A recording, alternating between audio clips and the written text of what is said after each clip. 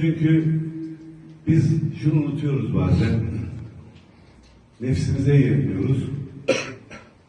Mal, mülk, can hepsi Yaradan. Ne bize ait bir mal var, ne bize ait bir mülk var. Tamamı emanet olan bir dünyada bazen neyin kavgasını, neyi paylaşamıyoruz? İnanın, yürekten söylüyorum, hayretler içinde bakıyorum. 2 metre uzunluk, 1 metre en, toplam götürebileceğimiz bu. Yani şöyle bir açık kapı da bırakılmamış ki, gelirken yanınızda hani bir miktar, adı da belli olmayan bir miktar, herhalde bir miktarın adı olsaydı insanoğlu çok daha kötü olurdu diye düşünüyorum. O yüzden hepimiz bir sınavdayız. Rabbim bence ibadetlerimizden ziyade bize verdiği görevlerden sınav alıyor. Görevlerimizi doğru yapıyor muyuz? Verdiği emanete sahip çıkıyor muyuz? Hak yolunda, doğru yolda yürüyor muyuz? En büyük sınavımız bu. Siz aillerinde sınav olmuş. Bence bu görünürlüğünüz Allah katında da büyük bir değer bulmuştur. Bu sınavınızı geçmişsiniz. Ben tekrar hayırlı olmasını diliyorum. Amin. Allah utandırmasın. İnşallah son olsun. Örnek olmuşsunuz. Tekrar tebrik ediyorum. Eğer İstanbul'da çocuklarımız da doğru mudur muhtarım? Adıma, Ali Yıldırım'ın adına ve akrabaların adına saygı duyuyorum. Güzel günde bu barışımızı bizleri yalnız bırakmadığınız için Yaycı Köyü adına, Iğdır adına bir güzellik yaptınız. Biraz tabii geç kaldı. Sayın Vekilim tabii işinin çoğundan dolayı böyle geç kaldığı için ben artık kendisi söyleyecek işiniz bunu. Bu vasileyle bu barışma canı gönülden hepinizi canı gönülden tebrik ediyorum. Geldiniz, zahmet çektiniz. Bize şeref verdiniz, Yaycı'ya şeref verdiniz, Iğdır'a şeref verdiniz.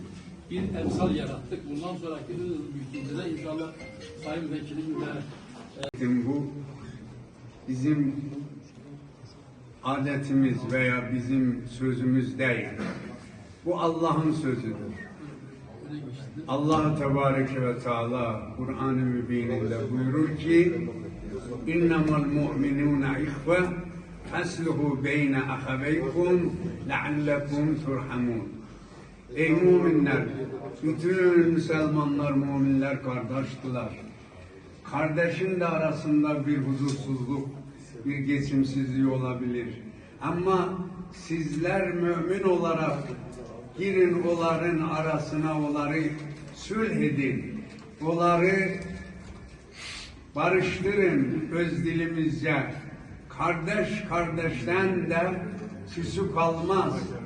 Siz onlara rahmileyin, küsülü olduğu anda şeytan mel'un vesvese eder onları, her gün bir kötü emele daha götürer.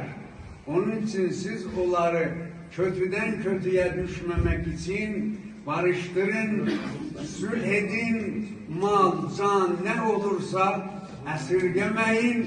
Hatta İmam-ı Sadık Selamullah'tan rivayet vardır, bir dostuna buyurdu.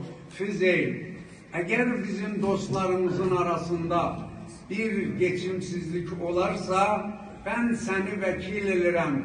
Bizim malımızdan, yani mali imamdan, o vacibattan harca onların zararı neyse ver veya Allah yolunda bir böyle meclis düzenle, ben sana görev veririm. Onları sülh ettir. Bizim malımızdan sana icaze veririm. Onun için bu bir Allah'ın ve Peygamberin ve İmam-ı Sadık Selamullah'ın sözüdür ki biz onlara emel etmemiz de farzdır. Çünkü niye? Kur'an-ı Kerim'in emridir. Fesluhu, emri ilahidir. Allah bizi emri ilahiden, peygamberden, imamdan kenara salmasın. Mahsusen bunlar da peygamberin balalarıdır. Bunlar da Elə bu tavsifə, tərifə layıqdırlar. Allah bu güzel ve âli makamdan onları da bizleri de kenar etmesin. Vesselamu aleyküm ve rahmetullah. Muhammed Ali Muhammed salavat.